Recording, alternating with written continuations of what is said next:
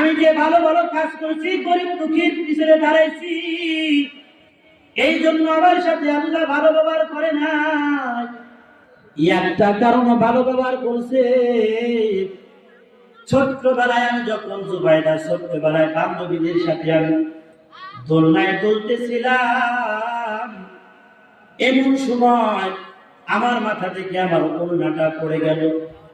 মসজিদের মুয়াজ্জিন আল্লাহু আকবার বলে যখন আযান দেয়, আমি আযানটাকে সম্মান করি, আমার ওড়নাটাকে আমি মাথা ঢেকে নিলাম। আমি মাথা রেখে আবৃত করলাম। এই ছোট্ট আমলটা আমার আল্লাহর কাছে এত পছন্দ, সব কিছুর বিনিময় না দিয়া আমার রব আল্লাহর আযানের ধ্বনিকে সম্মান করেছি, এই জন্য আমাকে আল্লাহ তাআলা মাফ করে দিয়েছেন। আল্লাহু আকবার। যে ছোট্ট একটা আমল, আযানকে শুধু আমি সম্মান করেছি, মাথায় শুধু আমি ওড়নাটা নিয়েছি, এটার বিনিময়ে আমার আল্লাহ আমাকে মাফ করেছে। আজ আমাদের